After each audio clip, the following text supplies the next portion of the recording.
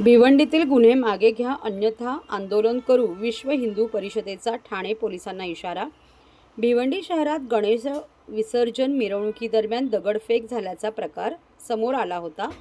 अनंत चतुर्दशीच्या दिवशी भिवंडीमध्ये 2 गटांमध्ये वाद झाला होता। यावेळी दगडफेक आणि लाठीमार झाला होता। तसेच हिंदुत्ववादी संघटनांच्या कार्यकर्त्यांवर गुन्हे दाखल करण्यात आले। हे गुन्हे मागे घ्या अन्यथा आंदोलन करू असा इशारा विश्व हिंदू परिषद आणि साधूंनी दिला।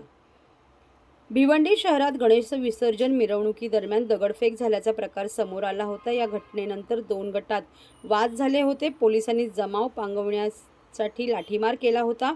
या घटनेनंतर IPS अधिकारी डॉक्टर श्रीकांत परोपकारी यांची बदली देखील झाली। या प्रकरणात विविध पोलीस ठाण्यात विश्व हिंदू परिषदेच्या कार्यकर्त्यांवर गुन्हे दाखल झाले।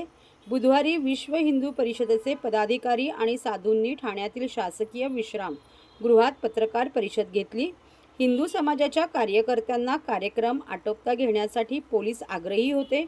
त्या सुमारास दगडफेकीचा प्रकार घडला। तर पोलीस प्रशासन म्हणते लहान मुलांनी दगड मारले। मग यामागे कोण आहे?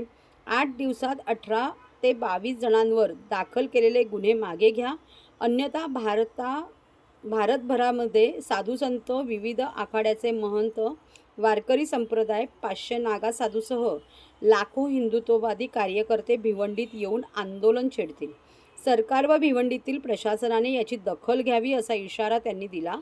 भिवंडीतील विश्व हिंदू परिषद बजरंग दलाच्या वतीने ठाणे पोलिसांना निवेदन देण्यात आले। आजची ही पत्रकार परिषद घेण्याचं कारण आहे की अलीकडच्या काळामध्ये आमच्या हिंदूंच्या वरती आणि हिंदू सणांच्या वरती आणि जे विसर्जनाचे जे कार्यक्रम आहेत याच्यावरती विचित्र प्रकारनं हे सर्व घडत आहे।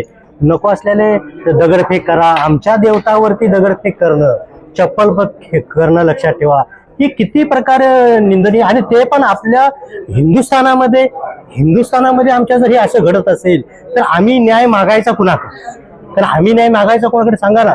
त्याकरता आपल्याला की आता येणारी जी नवरात्र आहे ह्या नवरात्रीमध्ये हे जे कार्यक्रम आमचे जे होणार आहेत त्याच्यावरती प्रशासनानं आणि तिकडल्या काही अधिकाऱ्यांनी व्यवस्थितपणे ड्रोनच्या माध्यमातून लोकांना कळलं पाहिजे, तुम्हाला कळलं पाहिजे की ड्रोनच्या माध्यमातून तुम्ही निरीक्षण करा की खऱ्या पद्धतीनं कोण तिथं कारणीभूत आहे, त्याला पकडून तुम्ही त्याला ताबडतोब तुम्ही शिक्षा करावं। आणि असे ज्या विकृत पद्धतीचे जे लोक आहेत, आम्हाला मुसलमानांच्या ह्याच्याबद्दल विरोध नाही आहे, पण जे विकृतीचे जे लोक आहेत त्या विकृतीच्या लोकांना त्यांच्या विकृतीला विरोध आहे आमचा। बोला तुम्ही अजून काय विचारायचं असेल तर। आता या पद्धतीनं आम्ही CP साहेबांना आमच्या जे काही आहेत मागण्या ते त्या संदर्भामध्ये आम्ही निवेदन दिलेलं आहे आणि त्यांनी पण आम्हाला आश्वासित केलेलं आहे की आम्ही ते निवेदनाच्या पद्धतीनं कारवाई करू। अन्यथा ही कारवाई झाली नाही तर सकल